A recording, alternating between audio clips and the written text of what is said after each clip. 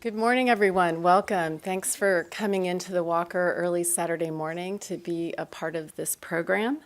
And it's our opening day program for the exhibition Adiós Utopia, Dreams and Deceptions in Cuban Art Since 1950, which opened last night with an after-hours party, a very festive event. We had over 2,000 people here last night and expecting a great crowd today and really during the run of the exhibition through the middle of March. I'm Olga Viso. I'm the director here at the Walker, and we are happy to welcome you for this rich day of programs, which we have many of the artists, 14 artists in the exhibition are in town with us, as well as the organizing curators and so many friends and supporters involved in the exhibition and supporting Cuban art, both here locally and visiting from outside.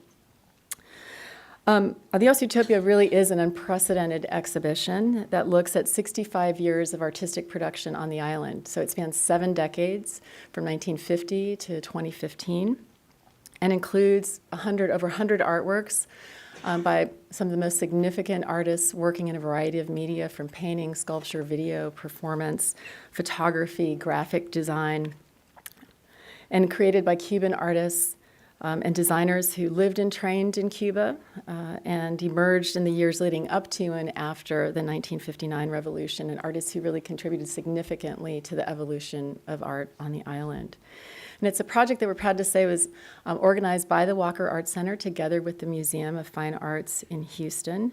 And it opened there in Houston in March at the MFA Houston. And we are the only 2 venues for the exhibition. So this is an opportunity for audiences to come from all over to see this unprecedented exhibition, which is the most comprehensive exhibition to look at modern and contemporary art of Cuba that's been organized. So we're really proud of that, and that people will make it a destination between now and March 18th. So we have a rich array of programs planned throughout the next several months, and when you came in, you were handed a related events brochure that has, again, a rich array of programs in performing arts. In the cinema, we have a wonderful film series that will be happening in the winter months. So we hope you'll come back and partake of all these programs and events over the next 3 months. So we're happy that you're here today for this 3-part program, and I want to thank the Walker's Visual Arts team and the Education and Public Programs team for organizing this program today. Hard work in planning this. We don't often do simultaneous translation, so this is a great opportunity for us to introduce work and bridge understanding and experiment with our programs in new ways. So I want to acknowledge the Walker Visual Arts Fellow, Fabian Leva Barragan, who has been behind the scenes working with the artist and planning and the installation and coming here, but also organizing this opening day program, along with Remy Mason, Aaron McNeil, and our colleagues on the visual arts team, Nisa Mackey in our education team, and Jackie Stallman, so thank you. And we're also grateful to Carol and Aaron Mack, who support opening day programs at the Walker that make it possible for us to bring artists and curators to talk about their work. This project was conceived by the Cisneros Fontanals Foundation for the Arts in CIFO Europa and CIFO USA.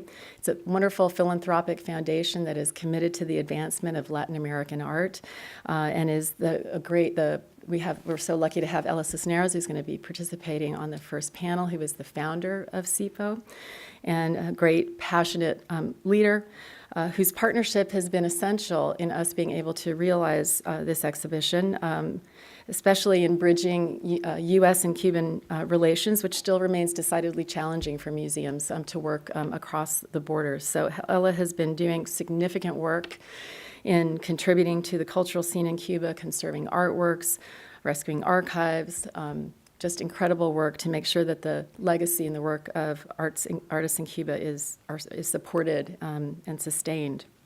And this is a passion project for Ella. The foundation supported the research for the project, bringing the curatorial team, the really stellar curatorial team, and publishing an amazing publication that is it certainly is anchored in the exhibition, but is a rich catalog and information around artistic production in Cuba more broadly, and it's available in the museum shop, so we hope that you will take advantage of that and collect it for your library. It's been a passion project for so many of us involved in this project. Ella was born in Cuba. I'm the child of Cuban exiles. Mari Carmen Ramírez, who's the curator of Latin American art at MFA Houston, our partner, is Puerto Rican and has been a strong champion of arts throughout Latin America, but Cuba especially. And of course, all the Cuban curators involved in this project. Elsa Vega, who's a scholar of 1950s and 60s and focused on that part of the exhibition and has been a curator at the Museo de Bellas Artes in Havana for over 20 years. Gerardo Mosquera, independent curator and critic, a force in Cuba in contemporary art. And René Francisco Rodriguez, who unfortunately couldn't be with us this weekend, important teacher and artist and champion of so much work in Cuba across the generations. So today's program, as I mentioned, is going to happen in 3 parts. We're first going to start with the curatorial panel, exploring the theme of utopia and looking at the organizing principles of the exhibition, and that is going to be moderated by Mari Carmen Ramírez. And they'll have a discussion for a little bit under an hour, and then we'll open it up to questions from all of you. Then we'll have an hour lunch break between 12 and 1, and then we'll commence the second panel at 1 o'clock, which will be moderated by Gerardo Mosquera.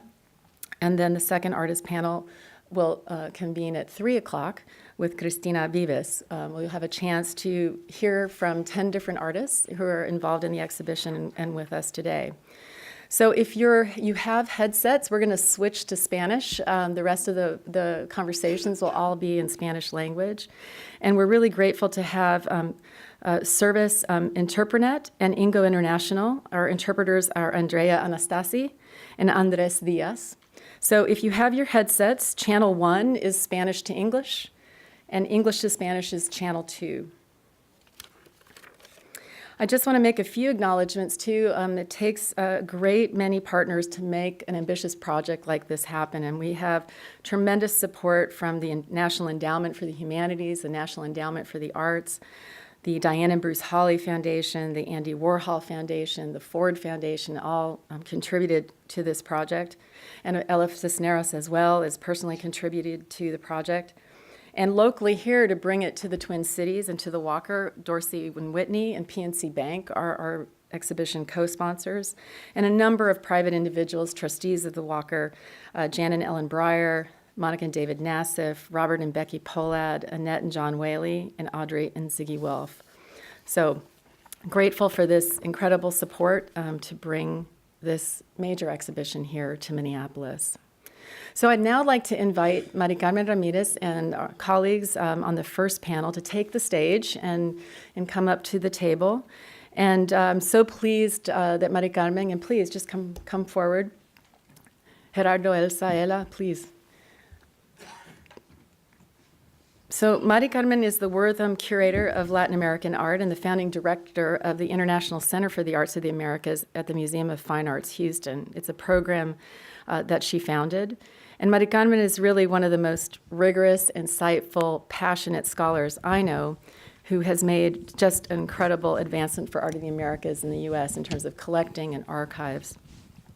She's published extensively and is an authority on modern and contemporary Latin American art and curated many award-winning exhibitions, including Inverted Utopias, Avant-Garde Art in Latin America.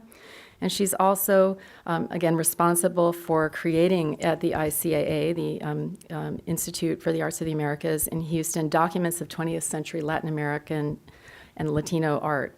It's a major digital archive and book series that's focused on primary resources. In 2005, she received the Award of Curatorial Excellence from the Center for Curatorial Studies at Bard.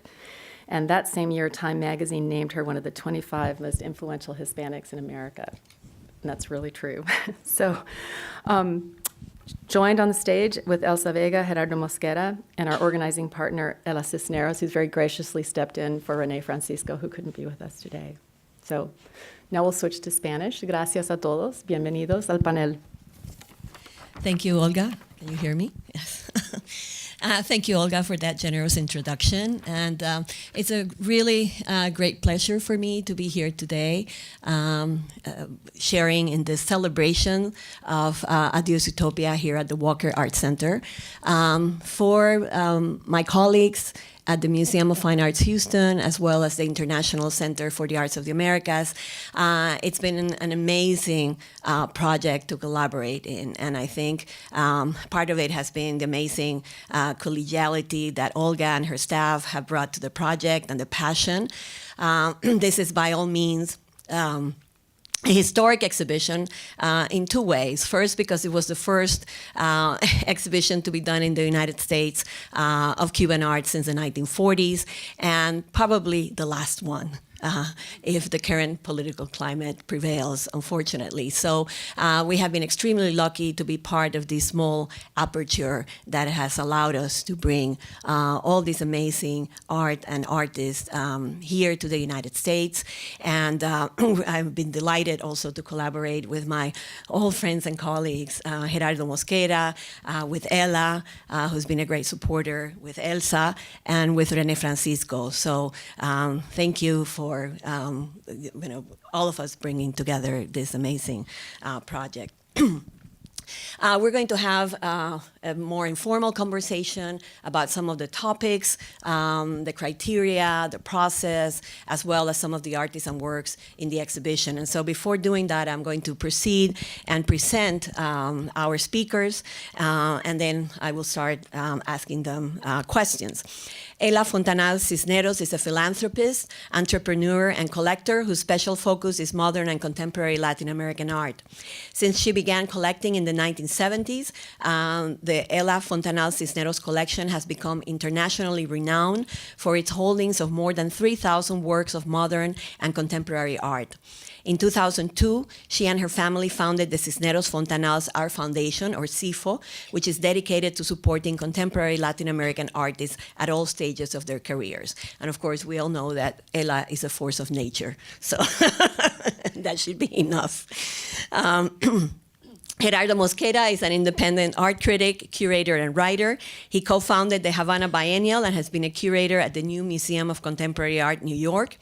He's been artistic director of Foto España in 2011, 12, and 13, and chief curator of the 4th San Juan Polygraphic Triennial in 2015.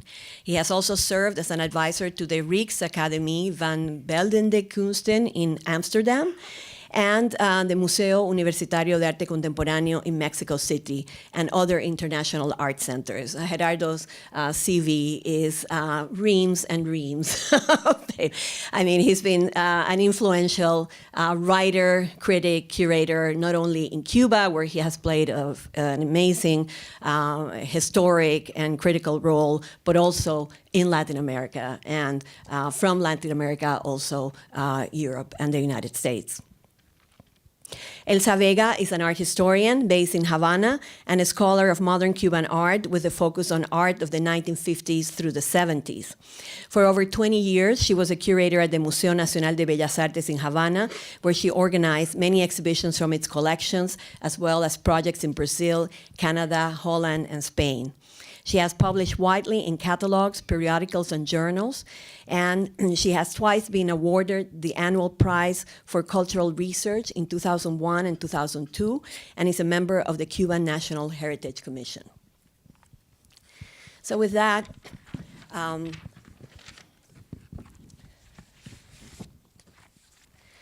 would like to start from the beginning of this project. As I said, this is the first exhibition of Cuban art in the United States since the landmark show at the Museum of Modern Art in New York in the 1940s. And it is also the first large-scale exhibition of this material organized, I believe, anywhere in the world. It's the first time that we present as many artists with this particular thematic and tracing the relationship of the artist to the Cuban Revolution. We know, Ella, that you were the mastermind behind this exhibition.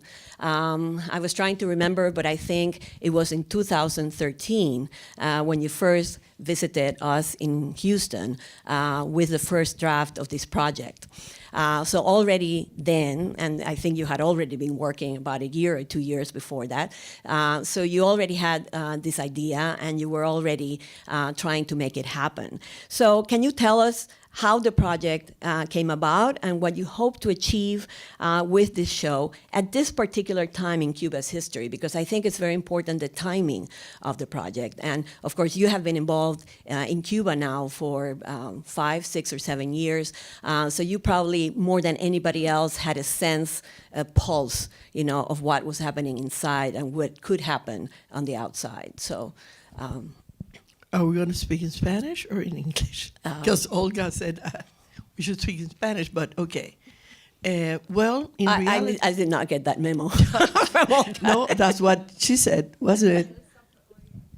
Yeah, it's okay, fine.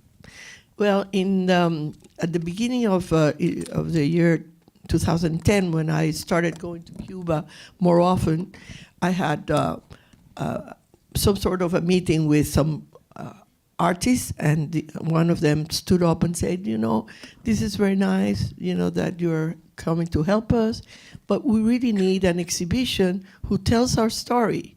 Because we have had smaller exhibitions about Cuban art, but not really something that is major and will tell the story of who we are and what are we doing here. So I said, well, let me go buy the biennial, because we were preparing for a 2012 biennial, and I'll really get into it. So I did, and I started by thinking, well, this has to be a project and a story told by the people who really were part of it. And that's why I decided that the 50s should be, research and practiced by Elsa, who was the curator for those years at the museum, by Gerardo, who was one of the actual critics and lived the period of the 80s and 90s, and René Francisco, because he was the professor of most of that generation of the 90s and 2000s. So thinking about that, we started the research, and it took us a while, because we were all thinking that this exhibition should, include everybody. And you knew, because you were part of it, that at a point the exhibition was so big that we needed 3 museums to really have the whole That's what we told you when you came to Houston. So at one point we needed to rethink about, that this should be a thematic exhibition, so that we could include, for the museums to be able to show it. And through the process, we lost a lot of the artists that we wanted to be present and that really were part of that historic moment. But of course, it was through the force. We had to abide for the reasons that we all know. And after that is history. We then went through it and decided that, thematic was okay. And to tell the story of what all these artists had contributed during those, 60 years of a revolution. And also the utopian moment of the 50s in a Cuba that was not really very interested in abstraction. So all of that was included, and also to look at the changes from the 50s and, and what was happening and what influenced the artists during that period. I have only to say that this exhibition is made out of artists who were in Cuba, worked in Cuba, and were part of that history. Nothing in the exhibition was done, in exile. Everybody who went with the exhibition was part of that. Yes, I'm story. hoping we can discuss that in a short moment. We'll go more deeper into that.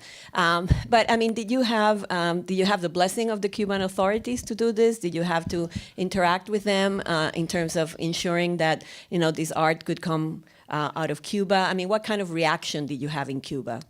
Well, at the beginning, everybody was very helpful.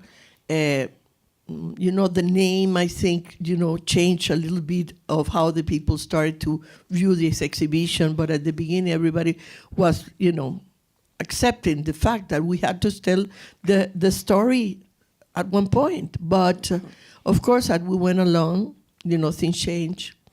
And the Did you girl wasn't very anticipate- happy. Did you anticipate that there was going to be an opening here in the United States that would make it possible?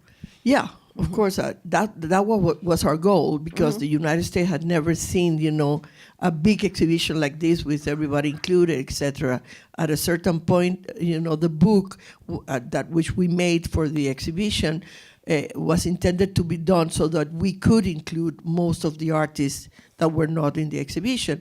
But at first, they let us take pictures, in the museum, which we did, of many of the works who were in the museum. But later on, it started to be more difficult, and the government started, people from the government started asking me, remember, you have to be sure of, what would these people be talking about on the essays. I told them, I cannot be censoring anybody. The place where I come from, there is no censorship. So we can agree or don't agree with what they're going to write, but we cannot censor whatever they want to write. And I think that really opened a red light there, which have come to. They have prohibited the book in Cuba, and they have searched and my boat and took all the. Who were only a few 4 books that we had on the boat. They've taken those books out That's with amazing. a letter, really scolding me for the book in general. So Do you think that's going to affect your activities in Cuba? it has, yeah, it has, and people are not looking at me. I mean, they think I did this history. I mean, this is history. I'm not. Everybody who wrote on the book is just telling what happened, the reality of what happened. Okay. So, Well, you certainly have to be commended for putting together a brilliant curatorial team that brings different perspectives to this project, and we'll be speaking more about that. But I wanted to ask Gerardo and Elsa now, what if you can talk a little bit about the process after Ela approached you to be part of the exhibition, and how the 3 of you came together to decide the specific topic and framework and the artists and the criteria that were going to be included. I want to address the issue of Utopia separately, but I just the process of how you got into it and what each one of you contributed to it. So Gerardo, do you want to start? Yes, I think that even though we are 3 different persons because of our professional profiles, and we had we were a fantastic dialogue. So this was not about discussing, having contradictions among us. So we were kind of, on the same page, along the whole process. And so the work was really smooth curatorially. Of course, we had discussions perhaps about a particular work or a particular artist, but in general, I think it was remarkable how we agreed upon, almost everything. So it was very fluid. Elsa? Yes, I agree with Gerardo. To me, this has been great to be able to be part of this project with Gerardo here, a person who is so familiar and so well known in the curator community. We had an easy communication and dialogue, no contradictions, always on the same line, very sure of what we wanted, where we wanted to get, what we wanted to achieve, what was the end goal that we wanted to achieve, the artists that we would like to include, and also like what Gerardo says, little things here and there, with the artists, okay, this work of art, yes, this no, but it was very fluid, and we could get to our goal, which was very clear all the way from the beginning. So as far as Ela has described the objective of the exhibition of really telling the story of what had happened in the last few decades, obviously that was one of the main objectives of the show. But yet the exhibition is framed within this notion of utopia. And it traces an arc within this notion that goes from a kind of celebratory cult of the nation, like you call it in one of the thematic groupings, to the failed utopia, which is exemplified by the El Faro of Los Carpinteros, which is in the last thematic grouping, which is called Inverted Utopia. So there's an arc that goes from that kind of celebratory moment, to its inversion and its potential failure. Why did you choose to frame such a historically important show within this notion of utopia? And of course, by utopia, we mean something that it's a no place, or that is that which does not yet exist, but it has the potential to exist. And that has been a guiding principle for the European avant-garde in particular, since the early part of the century. It's also been present in most social and political projects. It's something to be aspired to. So why this notion of utopia in relation to Cuba? Because when you're saying, Adiós Utopia, it means that, at one point a utopian thrust, existed.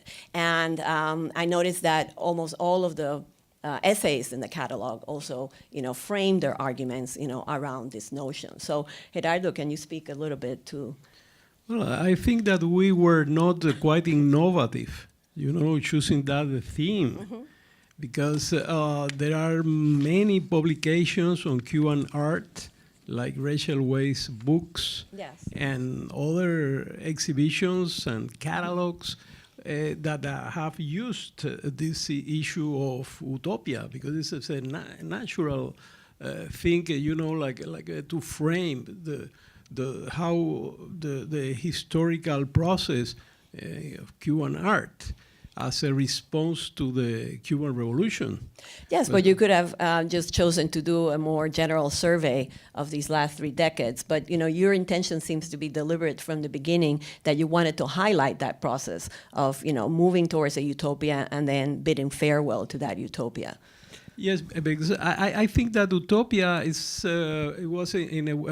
facilitated two things.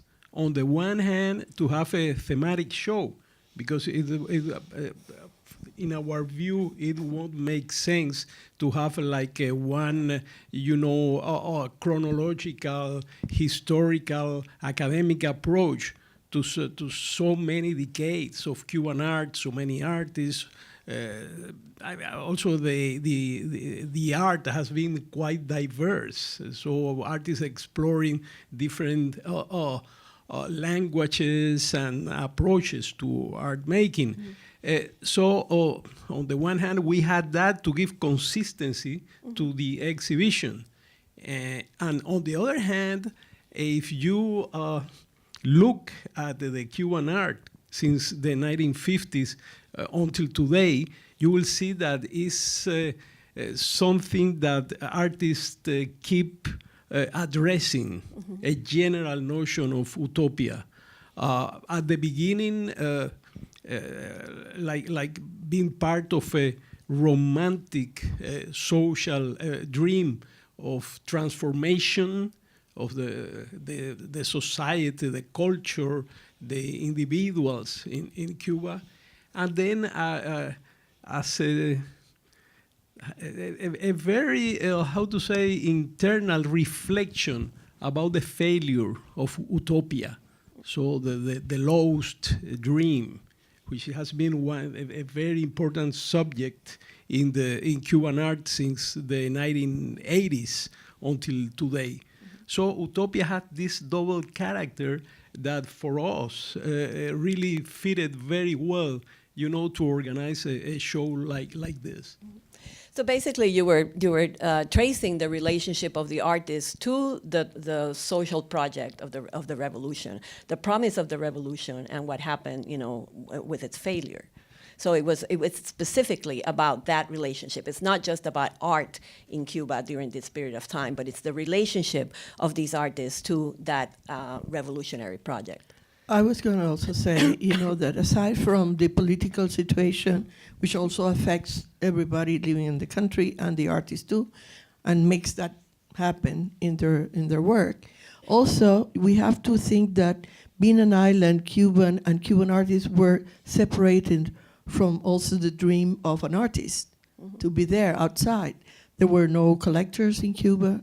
There were no, for many, many years, the Cuban artists had no way of having their art even seen outside. So also we have to think about their dream, you know, about their personal dream being at a certain point has changed, but for many years it was a problem for the artists too.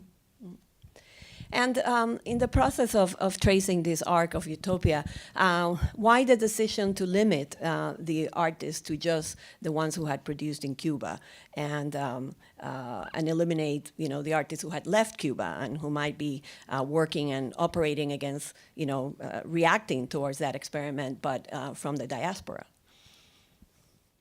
Well, for us in particular, it was very important to be centering the artists who had produced these works of art, especially in Cuba, because we thought that it was the best way, of course, to tell their story. Artists who lived there, who produced their work, who lived that in that context, and their work of art is the meaning of that context.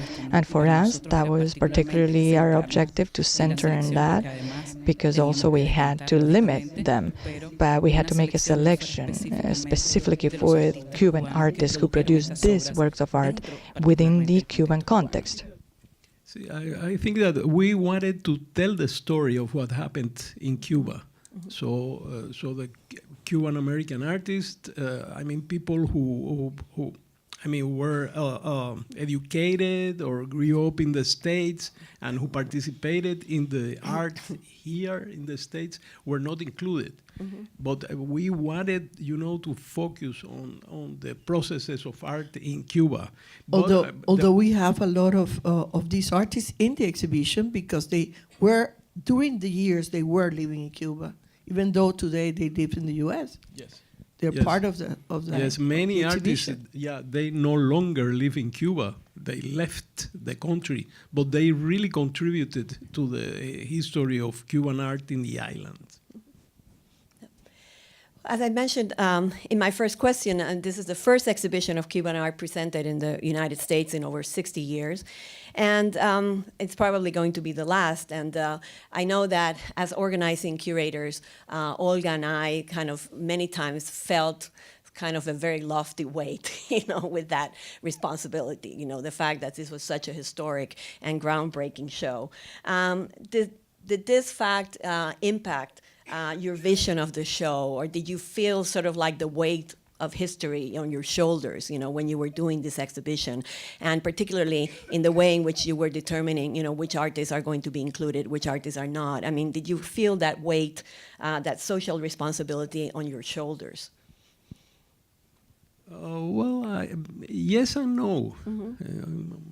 My own view, you know, we wanted to do our job and to try to put together a very good show and to be true to the history of Cuban art in the period. And at the same time, we thought about facilitating a communication with the American audience that paradoxically, even though Cuba and the US are neighboring countries, but you know, the people don't know about what happened in Cuban There's art. absolutely no knowledge. Yeah. We know that. And in that way, we had a very, very good input from you, Mari Carmen, and from Olga, who advised us, you know, about the possibility of trying to organize the show in a way that it will facilitate communication for audiences that really, in many cases, know nothing about Cuba.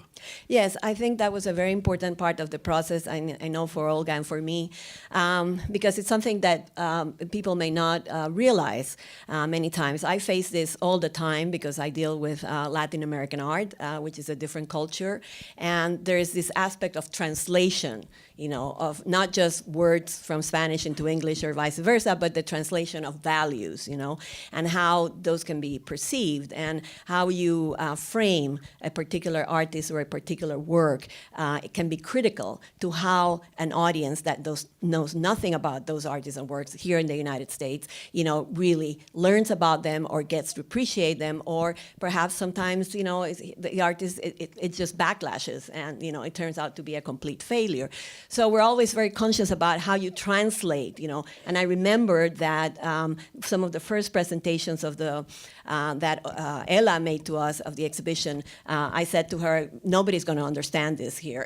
The way that you're framing it, it's not, they're not going to be able to understand this because it's filled with so many nuances, of the context that are not easily translatable, into a society that really knows nothing about Cuba, knows nothing about the Cuban Revolution, which is literally true. And so I think it's remarkable that you were able to transcend that and to present it in a way that I think it's very easily accessible to audiences. Elsa, you have something to say about that? Yeah, I agree. Really, for us, this was important to be able to have your advice, because that helps us to close into the idea with your experience that you have working with the American context here, and how to be able to give the idea that we had as curators to us was a very efficient work to be able to have this dialogue with you on both sides to make this idea more effective in a context for an audience that don't know anything about Cuba or this art. Behind the scenes, sometimes, because at a certain point it was difficult also for the curators and for us to really rethink how to place this for the American public without touching the reality of what happened, because there were certain things that we couldn't change. It was part of the history. We couldn't change, So it was the ugly history. We know, we had our moments. We had our moments. Yes. Yes, that's a very important point, and it brings me to another point that I would like to underscore here when we talk about this, from the curatorial perspective, which is something that I think is very important, is the fact that the three curators, as well as you, Ella, are not only Cuban, but the three of you are products of the revolution. You were all born in Cuba, you were educated in the revolutionary system, you believed at some point, I imagine, in that utopia or that the possibility of change in Cuba. And at the same time, you developed a critical perspective on that. And you have all played critical roles. Gerardo, as basically probably has written the first exhibition text, the first catalogs, has introduced many of the artists in the exhibition, I would say almost all of them. He was the first curator to identify them, to write about them, to project them to the outside world. René Francisco is an active participant. He's an active player. He was a product of the Instituto Superior de Arte, and then became an artist who at the same time developed a very critical perspective on what was happening. And he is also an artist educator, so he has also trained other Cuban artists, many of them who are in the exhibition. And Elsa, you have played a very critical role in terms institutionally in Cuba with the museum and the work that you have done with the historic avant-gardes of the 60s, 70s, and 50s also. So it seems to me, and the reason why I want to underscore this is because sometimes, particularly when we come from the field of contemporary art today, we see so many curators who think that they can parachute into any place in the world, any history, any culture, and really carve and put together ambitious exhibition projects just with their knowledge of what happened in the contemporary art field. And it seems to me that that's also a very dangerous, if not very frivolous, position, and that this exhibition proves, particularly in the context, in such a complex context as Cuba, that having people who know the story from inside, is a very important aspect. It can be an asset. But what I want to ask you is whether you actually think that that's an asset, or you think at some point it can become a limitation. To what extent your deep knowledge about that field, can translate into a successful exhibition for the outside. Well, let me tell you something. Looking at this exhibition here, this is my life. You know, this is my whole life is there. The Cuban art has been quite successful to really present what happened in Cuba. It's a very context-responsive art. And so that makes, I think that is favorable that the curators have lived the art and not only researched the art. Because it's, I mean, there's a basic difference. There's a very big difference. Yeah, exactly. And you know, if we were perhaps dealing with a more sort of formal art, well, perhaps it's a different story. But in this case, I think that, as you said, you used the word asset. I think it was an asset that we were, the three of us, quite involved in this story. Yeah, it's about the point of enunciation. I mean, who has the authority to speak about this? And I think in this case, the three of you have absolute authority because you lived through that process and you know it, you know, internally. And it's very interesting when you talk to the artists who are in the exhibition, that they come and say, "This is incredible to see all of these works that we saw at a certain point in our lives separately, all together in one place." You know, that is, I mean, so important for them because, as you said, it's their life. It's been, you know, it's the process of their life right there, you know. It's something very interesting that the three of them, and that's why I showed them, that were so into the curatorial process without, you know, they all agree. And I told them when we started this process, I said, I want you to, even if the three of you have an expertise in a different area or a different time, I want you to all be in total accord that you are doing, you know, the right piece at the right moment. And they did, because as you said, it's their life. They've seen this for all these years. It's a process that they've been very involved in. And you can see it in the exhibition. Well, my next question has to do with, you know, given the importance of the historical narrative and what we have just discussed, and the, you know, 5 or 6 decades of history that are involved in the exhibition, it's also striking that you chose to organize the exhibition not chronologically, but thematically. And that you chose what I call the constellation format, you know, which is we actually used in Houston when we did Inverted Utopias in 2004. But, you know, it's a format that brings together artists from different generations or, you know, ages together, you know, to speak in a kind of thematic clusters, so that in a sense it kind of breaks down the chronology and it generates other kinds of juxtapositions, which from my point of view are extremely dynamic and extremely interesting. So I want to ask you why you chose this particular format. Why, you know, what did you have in mind with that?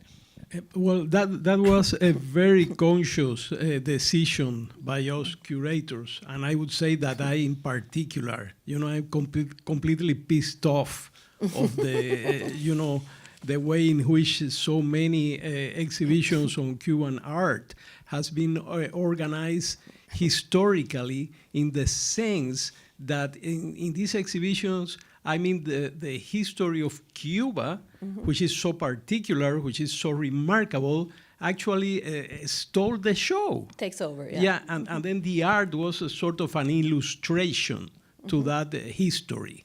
So we wanted to revert that approach and to do the opposite, to go from the art to history.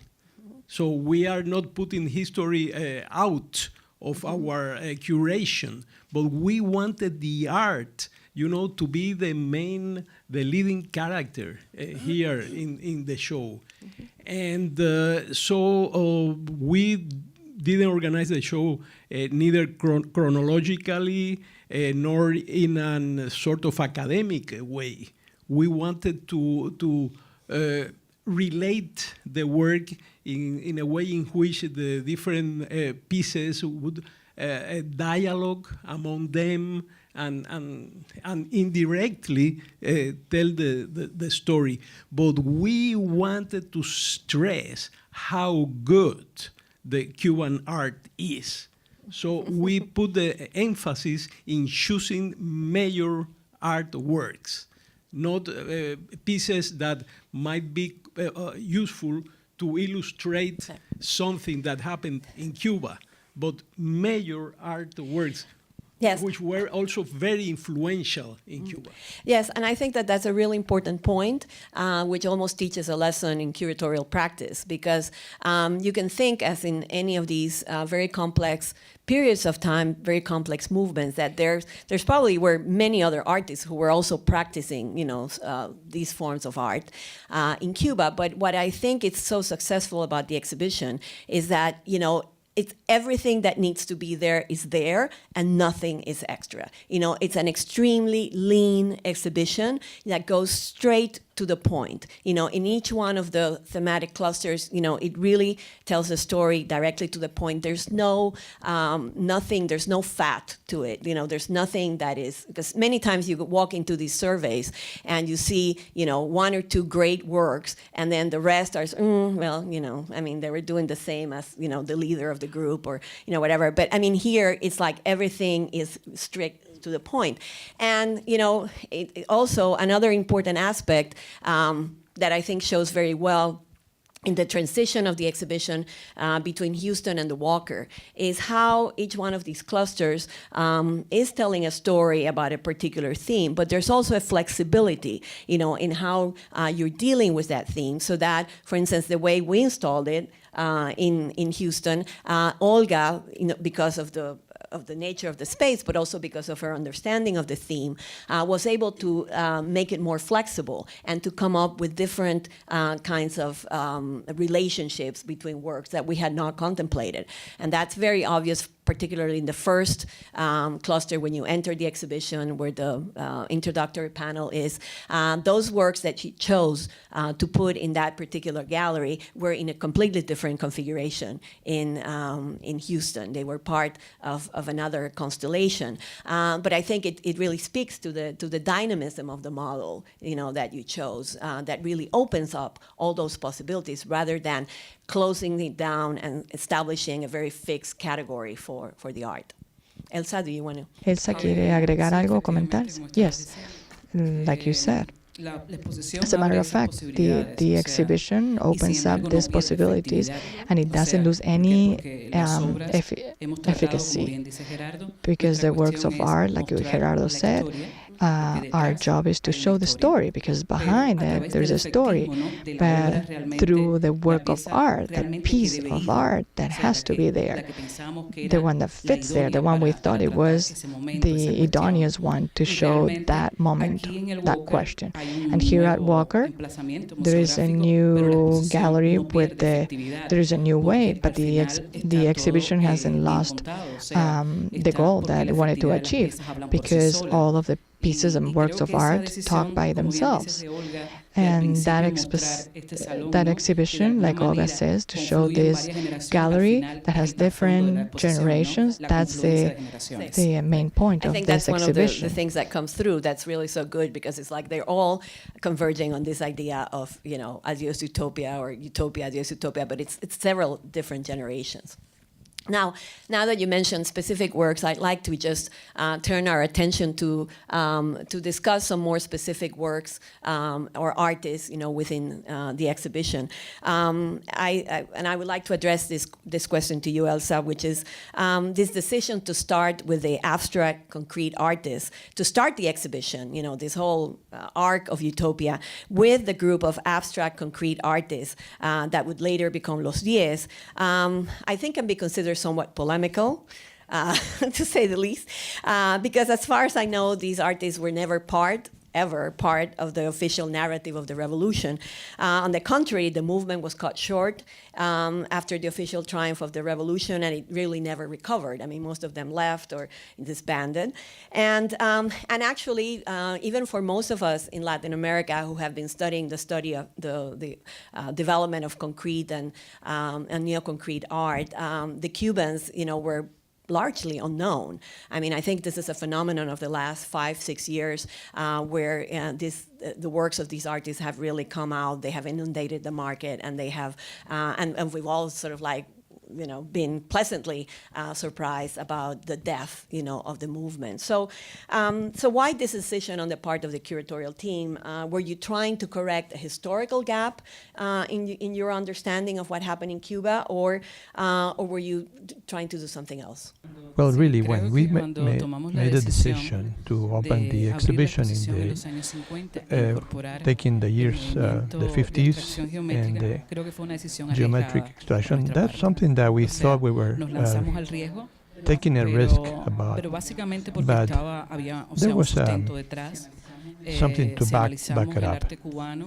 In the 50s, the abstracts, in some way, they responded to the context of the history of that time.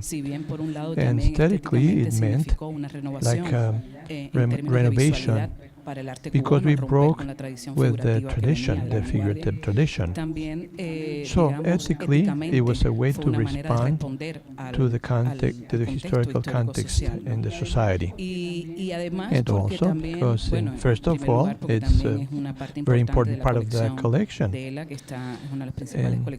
But also because maybe people think it's strange, but it was something that fit well in the Utopia.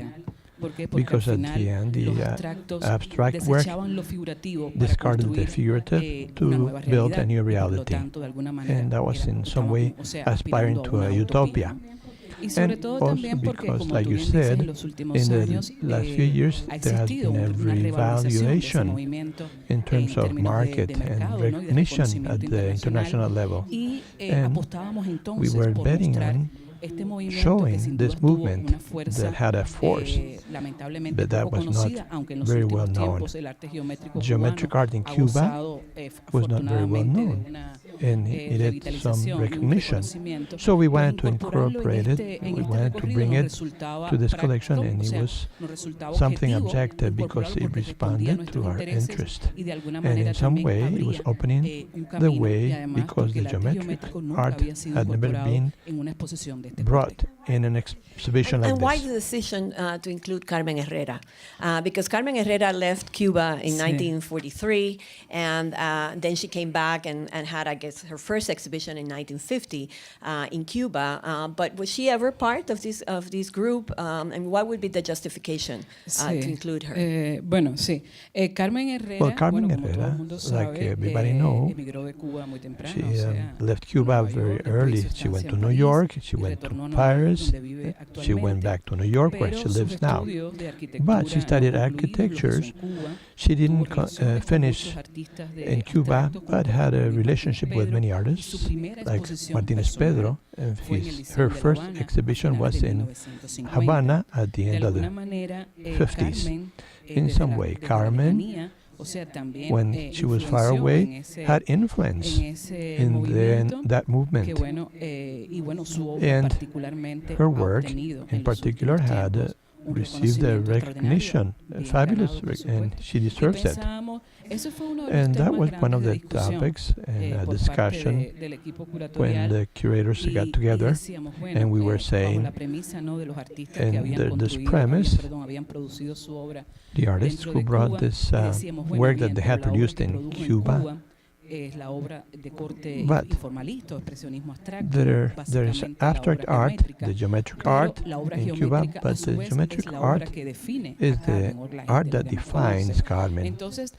People, a person that everybody knows. And Carmen had presented her first exhibition with success, and Carmen told Ella that people would open the door and they would closed it again. They didn't want to see that in the 1950s. There was no good reception to that. There were critics. The public didn't accept it back then. So we brought Carmen to this because at the end it was a good source, a good component to show the geometric element in Cuba. And also because the Cuban art, until then, it was very figurative. And it was really the abstract art, especially concrete art, that was breaking the movement. Back then, only Sanduye had shown exhibitions like those. They had used figurative, anecdotal works, and Sandu and Carmen were the first ones to show their work in the 1950s. In the 50s, 1 month before Carmen, he presented also his work. I also wanted to ask you, you're the main collector in this period. What attracted you? Why did you get involved in this abstract art? I'm going to continue in Spanish. Well, in 2002, somebody called me to see the work, Carmen's work. I thought I was going to see work by a young woman with concrete work. I didn't know that the movement was alive in Cuba. And they told me, well, she's 87. So I felt I was very impressed. Well, I thought it's wonderful that I can include in my collection of abstract art, geometric art, or concrete art, a Cuban person. So I went crazy. I'm going to prepare an exhibition for this artist. We're going to see her. We did one in 2004 in Miami, and I bought what I could. I helped her. I supported her. I showed her work, and I think that that's when something started, something that attracted me to look and see if there was this movement in Cuba. Capote, who is here, brought me to a gallery, and she said, thanks for the book, but you have to see the concrete art in Cuba. So I went to the museum, and I saw Los de Villa, Sandudarie, and I went crazy because I have to have this in my life. They have to participate in this movement. It's a good moment. So the quality of the work could be recognized internationally as fine art, very sophisticated, could stand against any from Brazilian work or other works. So we put together this collection in 2010, I think. We included a chapter about the concrete work in Cuba. And that was what opened the way for the art to other parts of the world, the movement of the geometric art and concrete art in Cuba. Very good. Well, moving on to some of the other artists, lesser-known artists, because many of the contemporary artists in the show are better known. But we have the cases of Raul Martinez and Antonia ADs, which are very, very important artists, for this moment in Cuba. But they're practically unknown here in the United States and even in Latin America. I mean, nobody has really heard of them. And Martinez was a painter and graphic designer who spent some time in Chicago, actually, in as late as 1968, which is interesting because it reveals that these artists were traveling at that time after the revolution was already in place, and he becomes an exponent of a kind of a Cuban version of pop art, a very interesting approach. And then Antonia at that time had never left Cuba, but she worked in a more expressionist style and associated with a group of Los Once. can you help us understand, can you help the audience understand their significance both inside and outside of Cuba with regard to this idea of utopia or to the impossibility of artistic independence? When we were organizing the exhibition, we agreed that artists like Antonia and Raul no doubt had to participate, so we selected them because monumental work that they developed was unknown in this context, and also because it worked very well for what we were interested in. They are from the generation of 1960s. They are artists who lived that epic time, the revolution time, but not like other artists, like Servando, who brought that painting, the historic paint from the revolution. Antonia developed a vision, a more dramatic vision, questioning more the conflict, the social conflict that was happening in Cuba.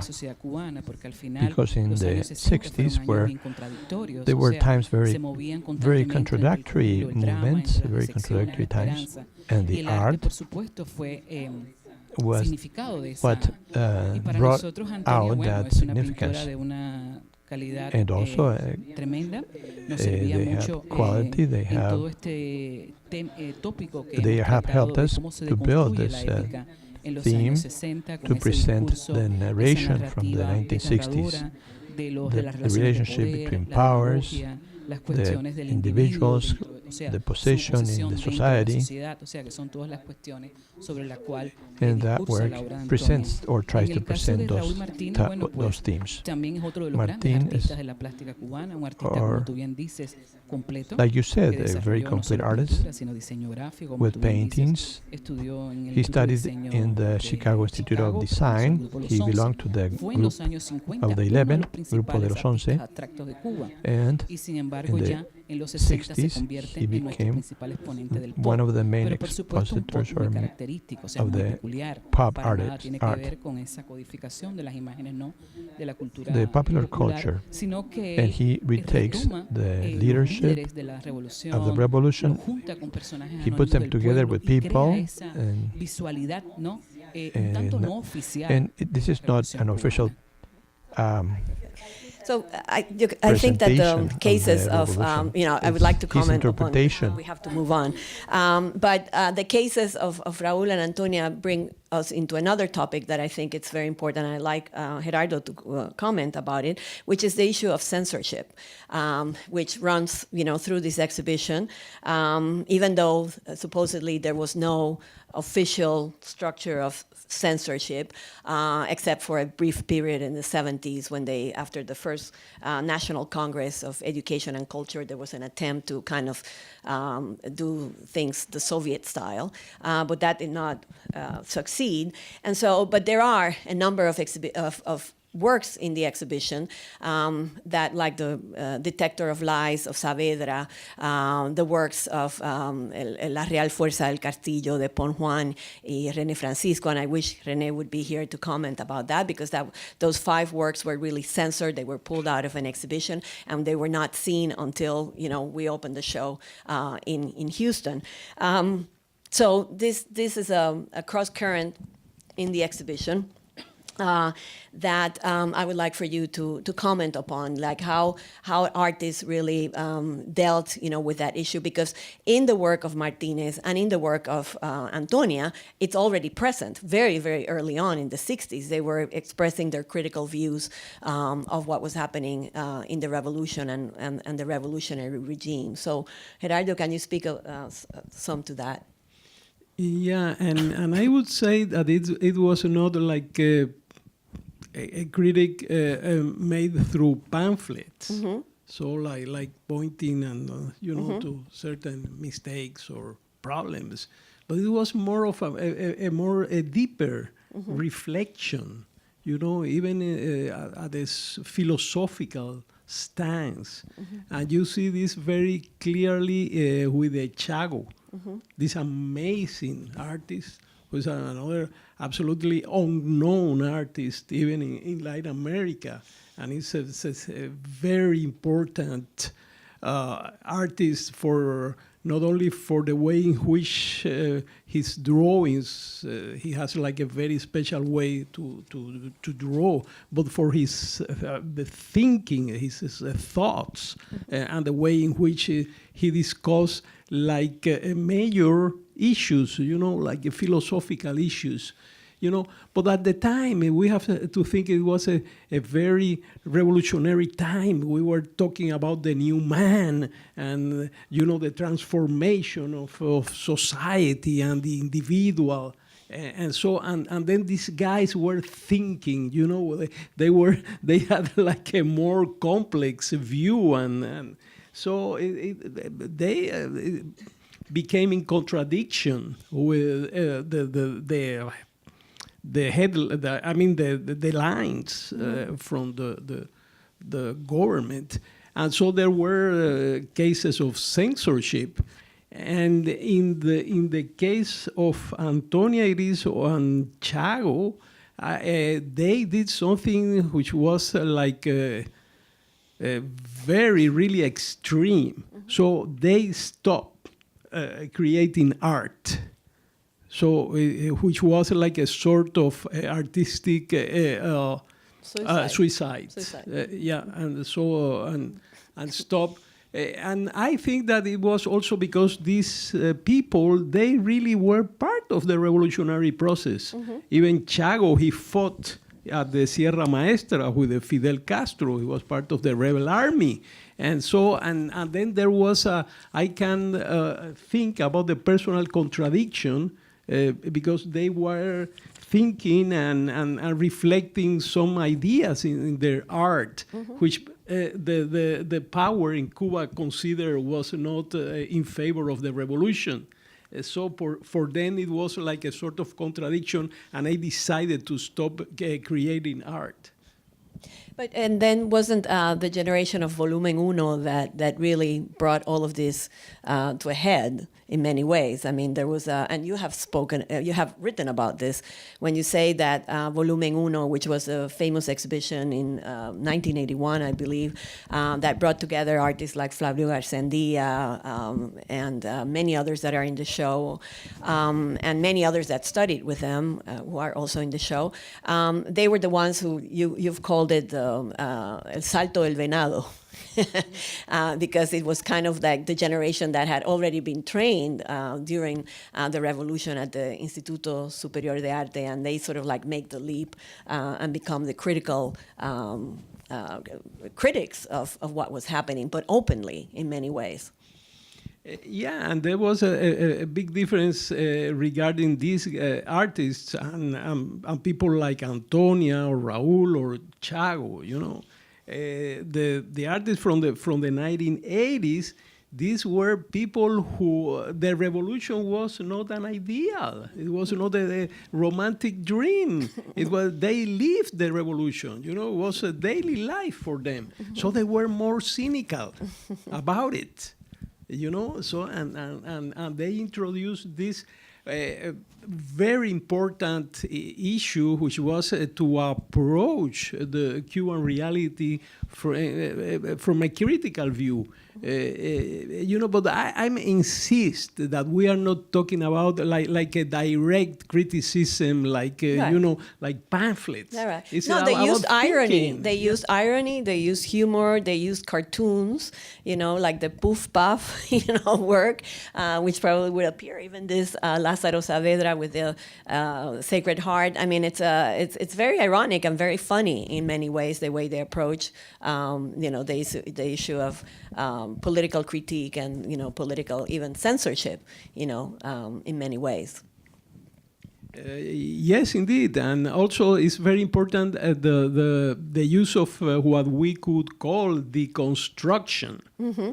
So it was they really deconstructed the official representations, mm-hmm. which were very canonic yes. and dogmatic, and they used humor and right. to how to say to deconstruct those dogmas. Yes, and I think that comes through very clearly in the exhibition, those of you who may not have seen it yet.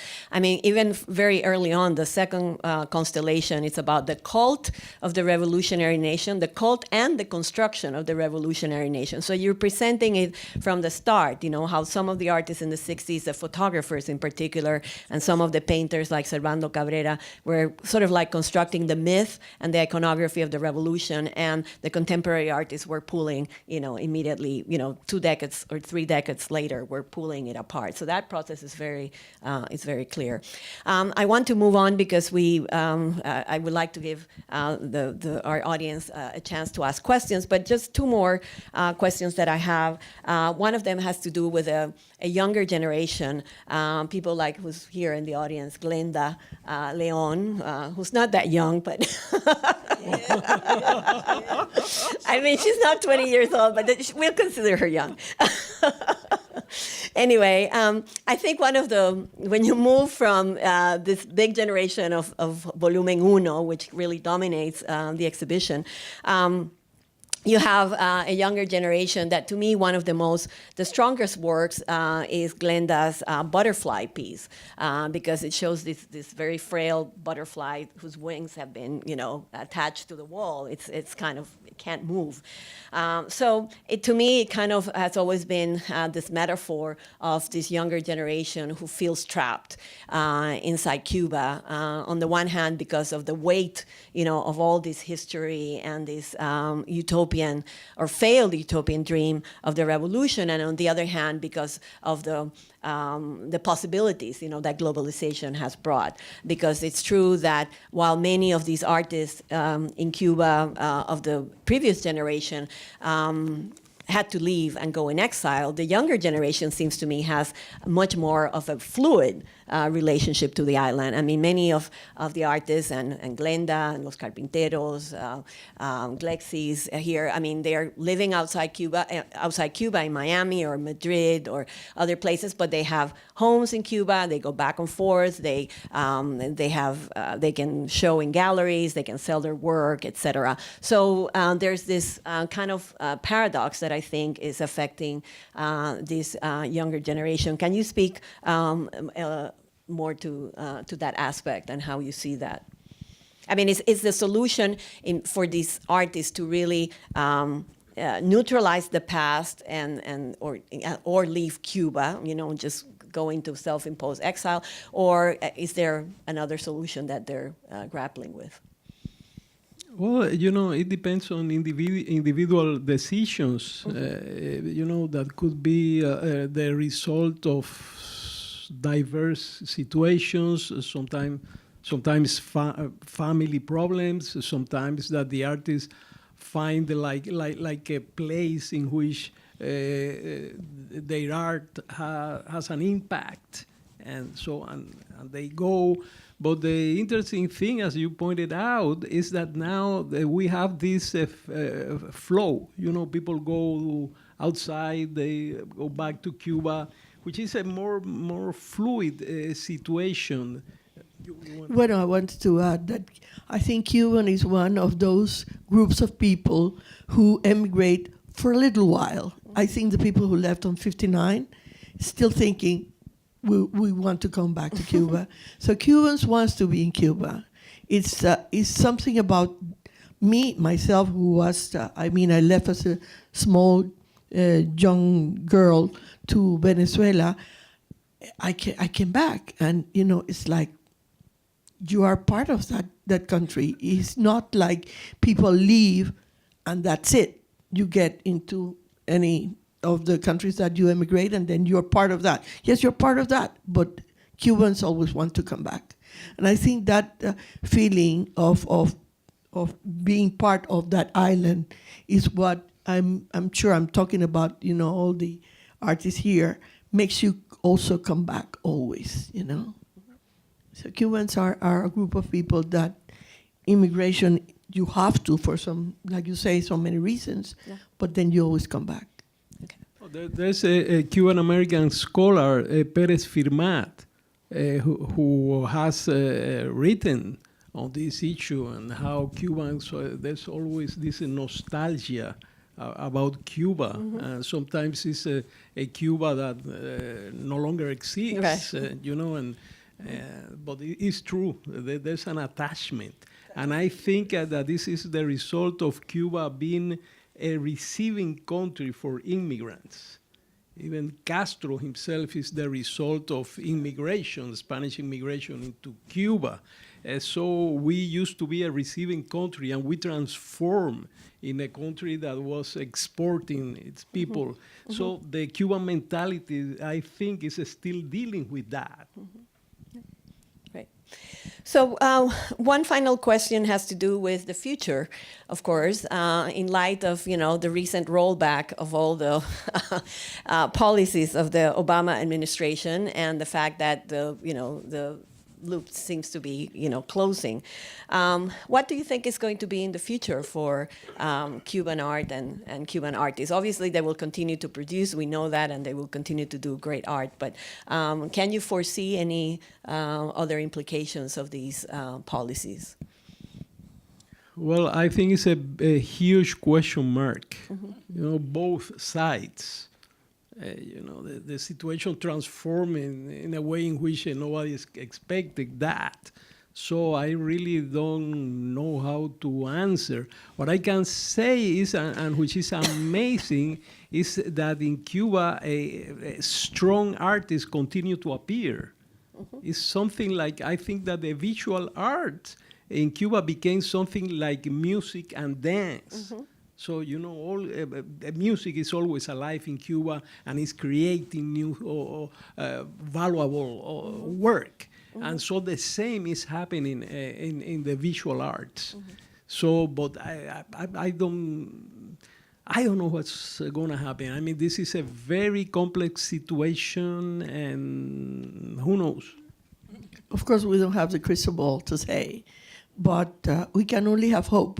Hope that both sides will make some sort of rethinking about how can we, you know, the people that are outside and the people who are leading Cuba right now can come to agreements and to changes that makes the Cuban people live better, and the changes that are needed for bringing the people, you know, the families together, families who have been, divided for so many, many years.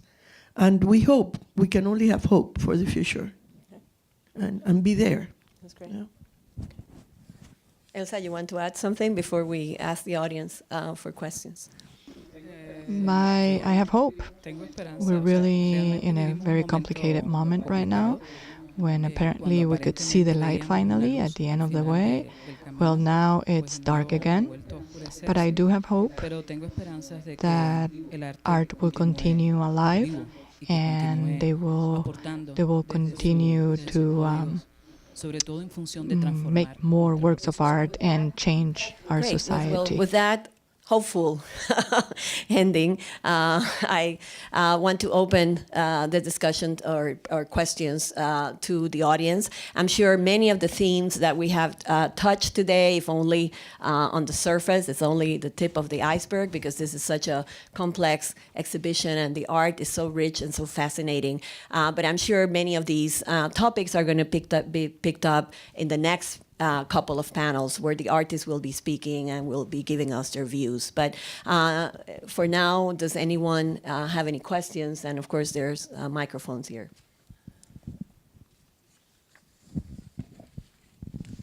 Gary Prevost, a professor of Latin American Studies and widely published on Cuban politics and society.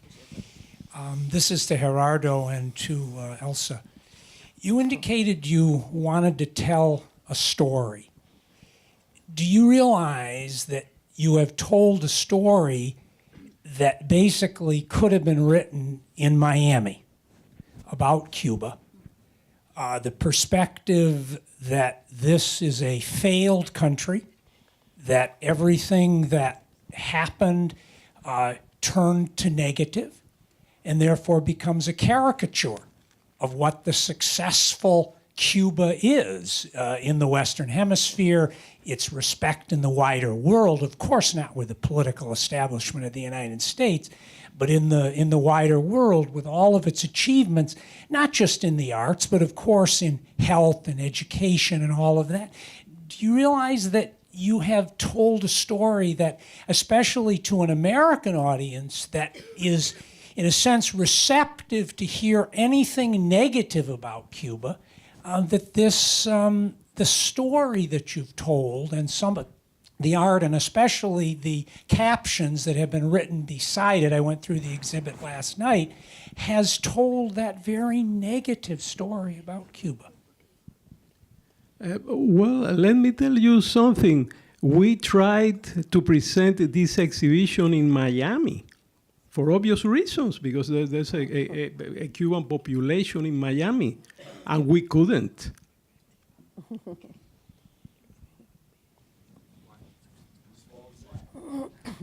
Because in Miami, on the contrary to your view, it's considered that the exhibition is supporting the Cuban regime, and it's made by people who are living in Cuba and therefore are part of the revolution.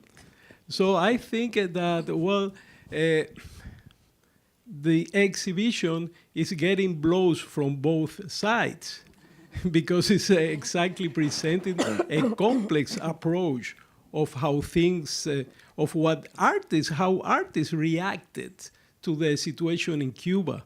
So we are not like constructing an artificial narrative. We are presenting the 63 artists and major artists.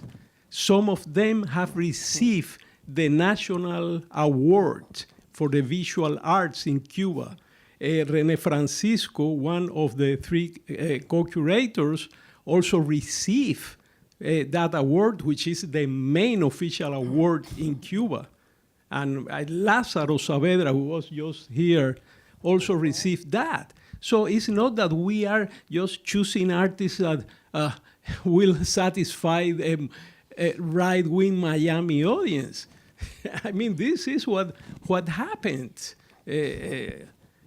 So I really don't respect very much your opinion, but I totally disagree. This is not a Miami view. Yes, of course, like Gerardo says, we haven't made up any stories. The history and the story is there. The work of arts tell the story. As a matter of fact, many of these work of arts from Antonia and Raul are hanging in the Museo Nacional de Bellas Artes in Havana. More official than that is nothing. That's the main institution for art in Cuba. Those authors are there with the same work of arts of this point of view of criticism, but I don't think all of it is negative. We're including the posters and the photographs from the 60s that Servando's painting, for example, with the values of the Cuban Revolution. In a way, we were going through the story, and the story is there. I think from one point of view, something that's left from his question is there anything salvageable of the utopia of the revolution? Has anything remained, in your view? I'm taking a devil's advocate view here, but Gerardo. May I answer that? Well, you know, for me, it's very interesting because I'm being a Cuban coming from outside. I'm viewed in the Miami crowd as a traitor, practically, because I mostly live in Cuba, and I am not supposed to do that. And when I'm in Cuba, I am a capitalist and somebody who's bringing the opposite of the opposition. So I'm not well received in any of the sides. But looking and living in Cuba, I wasn't there I've been, after the 80s I went back, but never lived in Cuba. But you all know that before the Russians left Cuba, and before they, brought, the most and the greatest period of el periodo especial, special period, which people really die from hunger in Cuba. the systems, the real systems of health and education were working very good in Cuba. Then just right after that, started a decay of all the system. I would say that today, the hospitals in Cuba are going through very, very critical situation in which you go in, and I visit them myself, and there are no sheets on the beds. They still have the UVs on a crystal bottle that they reuse, and so forth and so on. And if you go to the schools, which I visit too, there are no proper sitting arrangement for the kids. If the poor families don't really give a little bit so that the kids have their main things to work with, a pencil, the most incredible and most essential things like pencils and books and so forth and so on, has to be brought. Food, there is no food. The revolution was giving food to these kids. Today, the food in the schools are precarious. They cannot live without kids. So I think that, yes, the idea was very, incredible. And I wish, it would stay, because that is the dream of everybody, that we have equality for everybody, and that the kids and the people have access to health and to education. But unfortunately, today, that's not the case in Cuba. Do we have any other questions? Hi, my name is Ann Brown, and I'm just really excited that you're here. This is it's just, I think, a great opportunity. The question I have for you is, we've been talking about Cuba and the U.S. and Cuba, as though those are the only kind of two relationships going on. But there's a whole world out there, and I'd love to hear just a little bit, because I know that there aren't the same sort of travel bans and stuff. I'd like to hear a little bit about kind of the back and forth between other parts of the world and how those cultures kind of interact with Cuban culture. The situation regarding other countries has been quite open. I mean, it's exceptional, the situation of tension between the U.S. and Cuba. But in our field, important Cuban art exhibitions has been exhibited throughout Europe and in Asia. So it's a different picture.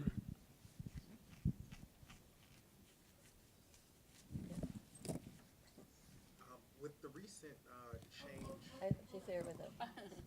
We can't hear you. We're taping. Can you stand up? Thank you. Good morning. With the recent change with the auction houses in particular, kind of removing the Latin contemporary art into just the general art. Not completely. Not completely, but a few artists who have made it. It's starting to transition a lot of that, the Latin art into that categories. How do you think that's going to affect just maintaining the culture as opposed to getting more commercial? For you. I think it's a very superficial change that they're enacting there, and it's only a few artists that they consider that have crossed over, into the contemporary field. I don't think that that's going to have any impact on the culture itself. I mean, it's just a market strategy.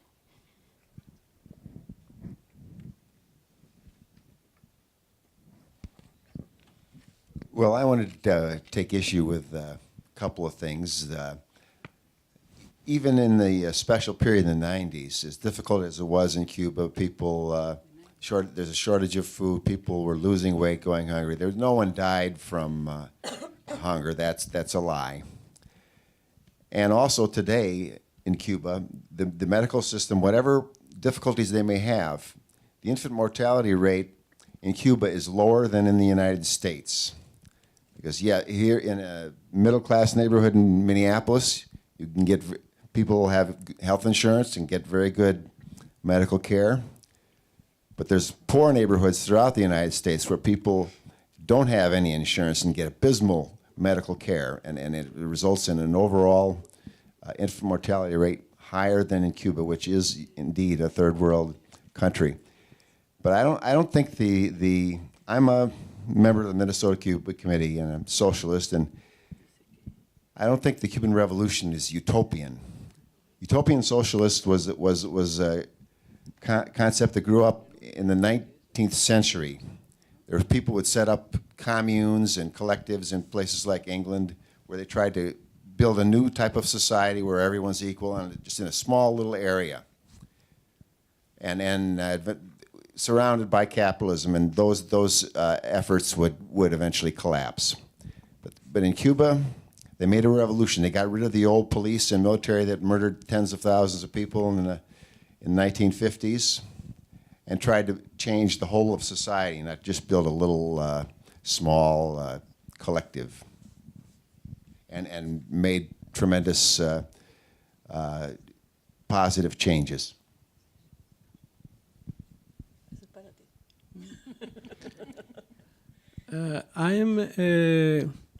I use Cuban hospitals, and I live in Cuba, and I think that you are presenting a view that has little to do with reality. The problem is that statistics regarding Cuba are not independent. They are provided by the government, so I really don't trust those numbers when you have to live there. Now, there was not even aspirin at the drugstores. So if you have like a pain, you have to suffer it. There was no analgesic. So we are talking about basic things that are not provided. And at the same time, you see like a nepotistic high class in Cuba, a nomenclatura that enjoys everything. Really, to me, that has, has nothing to do with, I insist, the utopian ideals of the beginning. And I would say that yes, I know Engels' criticism to the utopian socialism in favor of a scientific socialism. But the only idea of the possibility of building a new man, and by the way, why not a new woman?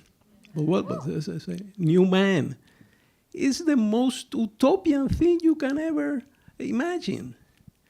I mean, these were like dreams, and reality was too harsh for those dreams. So I really think that utopia it was an aspiration that failed in Cuba. There were social achievements.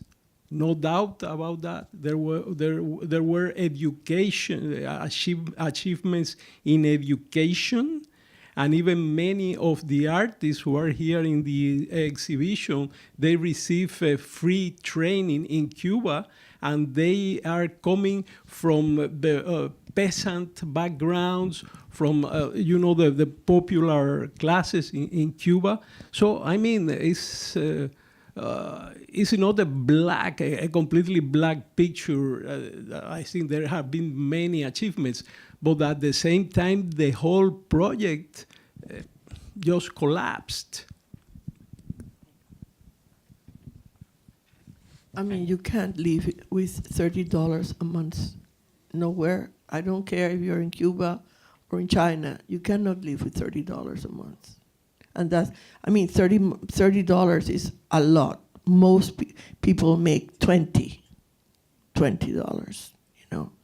And if you go to a supermarket, a piece of cheese costs you $18. And a chicken costs you, because what the government gives you now is very little. So if you want to buy eggs or to buy tomatoes cost like 60 pesos a pound, which is, from somebody who makes 300 pesos, is a lot. So that's a big problem. There was another question over here. Yes, thank you. Thank you for putting the exhibit together. I don't see. My name is Omar Granados. I'm a professor at the University of Wisconsin. I am from Cuba. I lived through the special period. Yes, some people died of hunger. Yes, some people die of infections and diseases in Cuba, in hospitals, in Cuban hospitals.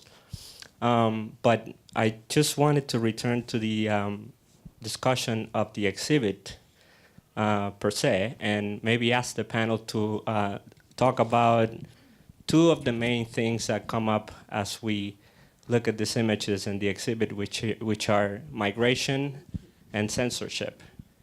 And maybe a discussion on those two topics can help clarify the overall discussion that we're having about, the Cuban Revolution being utopian or not. So maybe we can talk about why are there so many images of boats and censorship in this exhibit, which, like you were saying, I have seen this art at Bellas Artes in Havana. Thanks. Well, migration is a big issue in Cuba, and not only legal migration, but both people. This has been a tragedy. How many Cubans, die trying to reach the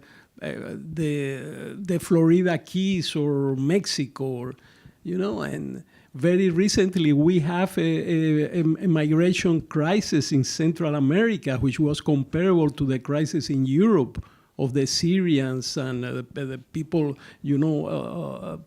going to Europe who were, the borders were closed. And so we just had that. We are talking about thousands of Cubans who were in part of that crisis. So it's really telling, people are escaping away from the paradise.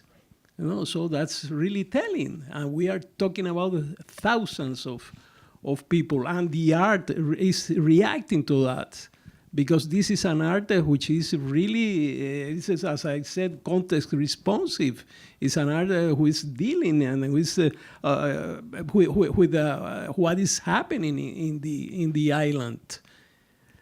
So migration is a big issue for Cuban art. And regarding censorship, we have had censorship since the very inception of the Cuban Revolution. The famous film PM, which was censored back in the 1959 or 60, and you look at the film today, and it's nothing. It was just about nightlife in Cuba. But at the same time, we kept, pushing. So it has been like a struggle, You go one step forward, and then you are censored. And so I think that this has been I really feel very proud of the artists who have participated in this struggle to try to show their work, try to tell their opinions through art. And being censored, being rejected, being marginalized, but at the same time, they achieved to exhibit in some cases, and so it was more like a sort of struggle. Yeah. Okay. I think there was one final question here, Yasu. I could actually ask. No, they can't hear you. She's coming here. Thank you. The complexities and nuances, and also, let the art to speak about important thematics, throughout history. I think it's really moving, and also it's really incredibly well put together. It's great art after great art. My question is that there are just very specific stories, complexities, comes out of these exhibitions. And then if you look around, there is a tendency and also desire to speak about kind of global art history, particularly post-1945 global art history. So I think there are tensions and contradiction between those nation-specific exhibition, which is really well researched, and then exhibition like post-war, 1945 to 1965, which Okui put together a couple of years ago.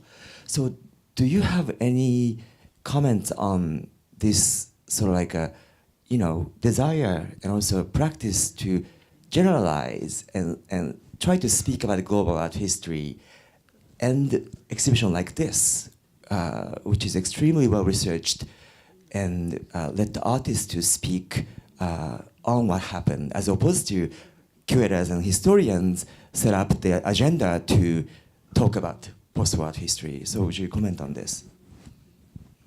Yes, I agree. So that's what we try to do curatorially. So to give voice to the artist, to the art, more than use them, to illustrate like our own point of views. Of course, that there's, the curator's role is to organize a narrative, and the exhibition means on itself. And even though if Cuban art is so context responsive, I think at the same time Cuban artist has been always dealing with the art language. So try to use the power of the tropological instruments of art in order to communicate beyond the context. And I think that, many of the works in the exhibition could be understood by a global audience, so to speak. So we, in some cases, we didn't include art which was too contextual and could be difficult, to digest for people who were not familiar with the context. So we try to find like a middle ground in that way. I think from a curatorial point of view, it's important to have both. But I think it's these exhibitions that are well-researched and go in depth and are nuanced, because they are done with people who have the inside knowledge, of what happened there, that are really very important to then situate where Cuba or Mexico or some other nation fits within this global parameters. Because what you see many times is the opposite, as that's what I was referring to before, where then from a global point of view, all of these histories are told in a very superficial way, many times catering to stereotypes or to market-driven trends, more than what actually happened. And so I think that was not necessarily the case with Okui's exhibition, but we have seen that happen, with many other shows. And I think even for a team like Okui's team, it was really critical to look at Cuba or some of the other countries and understand the complexity of that history before they can actually place them on that other level. Okay, so with that, I want to thank all of you for being here with us today, this morning, and thank our panelists for their contributions, and thank Olga again. And we will reconvene here at 1. So thank you very much.